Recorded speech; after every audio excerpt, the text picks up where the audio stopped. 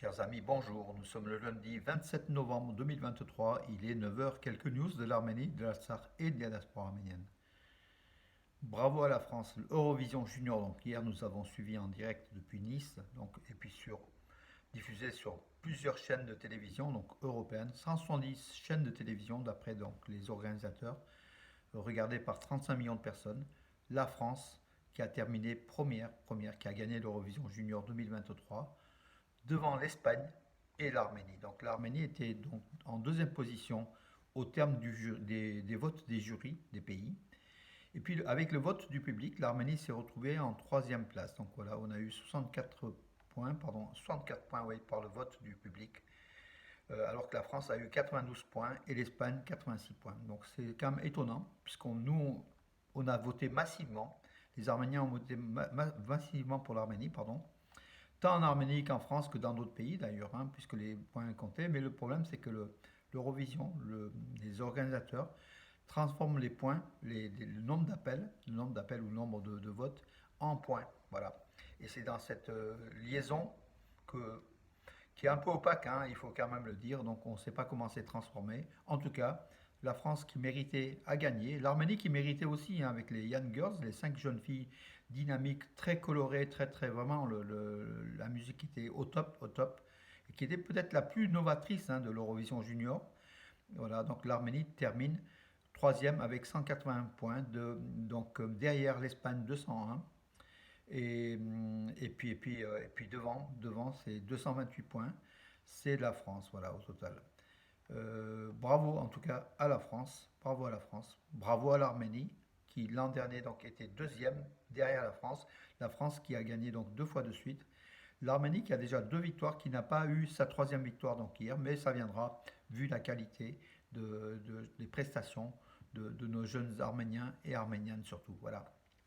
En tout cas, bravo, ça nous a fait plaisir. L'Arménie était au sommet, enfin dans ce jeu concours européen, était souvent cité, et on était heureux de retrouver des drapeaux arméniens et puis le nom de l'Arménie qui a été donc diffusé de nombreuses fois. Voilà, bravo à l'Arménie, surtout bravo aussi à la France. Voilà. Alors, nous savons qu'ils tentent de nous chasser du Haut-Karabakh, mais personne d'autre que la Russie ne peut être le même garant de la paix et de la stabilité dans la région, affirme Dmitri Peskov, qui est le conseiller de Vladimir Poutine. Les Russes ne veulent pas se retirer du Sud-Caucase, bien sûr. Aujourd'hui, ils n'ont pratiquement rien à faire en Artsakh, puisqu'il n'y a plus d'Arméniens. Ils ont été chassés par l'Azerbaïdjan, et les forces russes de paix qui devaient assurer leur sécurité n'ont pas joué le jeu, tout simplement parce qu'ils sont en collusion, ils sont en lien avec l'Azerbaïdjan. La Russie qui vend du gaz à l'Azerbaïdjan a éliminé l'Artsakh. C'est Erdogan qui avait demandé à Sochi justement l'occupation de l'Artsakh à Poutine, et Poutine avait accepté. Selon les bruits de couloir, en tout cas, ça ne sera jamais confirmé, mais c'est le scénario type, hein, voilà. Malheureusement, donc aujourd'hui, les Russes ne veulent pas partir du Sud-Caucase, disent que c'est une région, ils sont les meilleurs garants de la sécurité. C'est ce qui n'est pas vrai du tout, hein, ce qui n'est pas vrai au regard de ce qui s'est passé en Artsakh, voilà. À part que plus les Européens vont mettre le pied en Artsakh et les Américains, hein, et plus la Russie va être, comment dire, va montrer les dents. Et à chaque fois, aujourd'hui, Moscou réagit plus qu'elle agit, en fait. Voilà. Elle a peut-être moins de moyens d'action, mais elle a plus de moyens de réaction.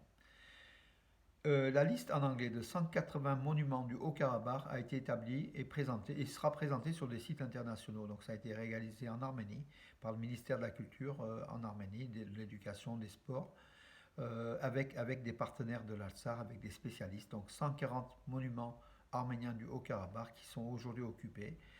Ça a été établi avec photos, donc des détails donc, sur ces monuments, qui va être diffusé donc à la communauté internationale, pour justement parce qu'on sait que l'Azerbaïdjan va vite transformer ces lieux de culte, ces lieux de, comment dire, du patrimoine arménien, va transformer en lieu azéri ou oudi.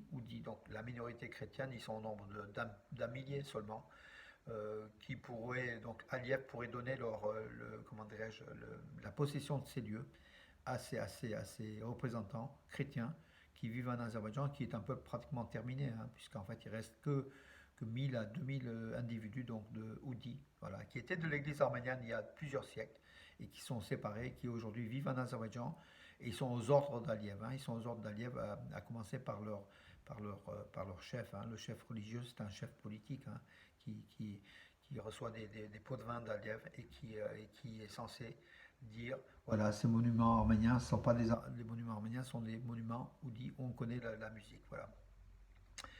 L'Arménie fait partie des 5 importateurs de whisky, donc exporte en fait vers la Russie, et fait partie des 5 importateurs de whisky en Russie. Donc l'Arménie a pris la place de l'Espagne, ça on ne savait pas, on pensait que c'était le brandy arménien, le cognac qu'il ne faut pas appeler cognac puisque c'était appellation contrôlée, c'est le brandy arménien. On pensait que c'était la première boisson la plus importée en Russie, ce qui est vrai, mais le whisky produit en Arménie est aussi exporté vers la Russie à hauteur de 5,6 millions de dollars entre janvier et septembre 2023. Donc l'Arménie qui a pris la place de l'Espagne en cette position, cinquième position des exportateurs donc, du whisky comment dirais-je, vers la Russie. Le premier, ça j'ignorais, c'est la Lettonie pour 262 millions de dollars. Voilà, c'est étonnant. Oui, les pays baltes. Et puis la Lettonie.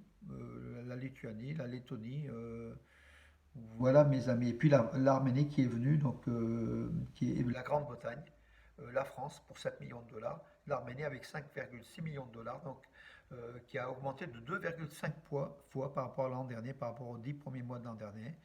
L'Arménie qui est venue prendre donc la cinquième position par rapport aux 9 premiers mois par rapport de l'an dernier, puisqu'aujourd'hui on parle de janvier à septembre 2023.